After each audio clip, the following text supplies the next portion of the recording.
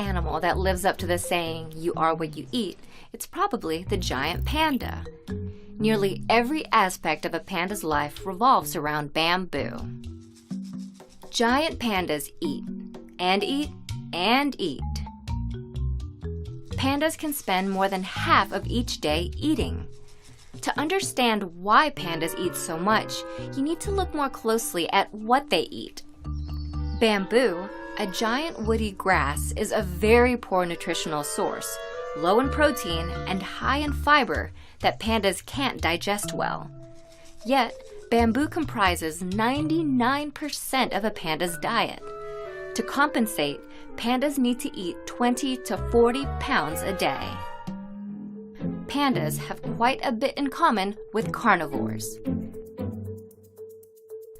A panda's digestive system is more closely related to that of a carnivore than an herbivore, which explains why they don't digest plants very well.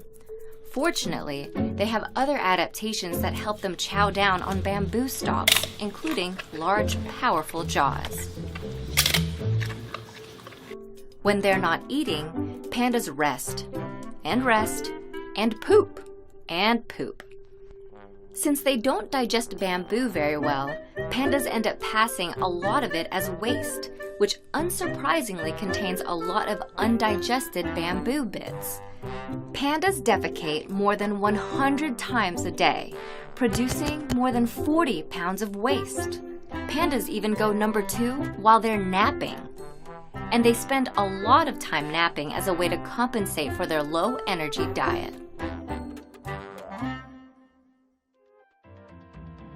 Pandas have tiny cubs because of their poor diet. Baby giant pandas are born blind, helpless, and tiny, weighing just 5 ounces, or about 1/1000th the size of their mom.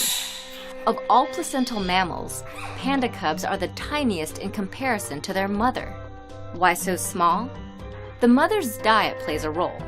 Due to her low metabolism, a panda mother has a relatively low blood oxygen level, so the cub can get more oxygen outside the womb. Panda's black and white fur may help them camouflage. Once again, we can look at a panda's diet to help understand why its fur is the color it is. Pandas don't store enough fat to hibernate like other bears, so they have to keep eating bamboo all year round. And since they're always roaming in search of bamboo, pandas are unable to shed their fur quickly enough to match their background like other animals can. So their black and white pattern may be sort of a compromise. White fur allows them to blend into snowy backgrounds. Black fur allows them to blend into shady forest backgrounds. Historically, pandas inhabited a much wider range than they do today and faced multiple predators. So at the time, they may have relied more on their camouflage ability. Today, pandas are not at as high a risk from predators, but rather from a loss of bamboo. The good news is that the giant panda's conservation status was recently upgraded from endangered to vulnerable. An estimated 1,850 pandas remain in the wild in China, an increase of 17% over the past decade. However, pandas still face significant threats tied closely to their food source. Human development has driven pandas into isolated, fragmented mountain regions, restricting their access to bamboo.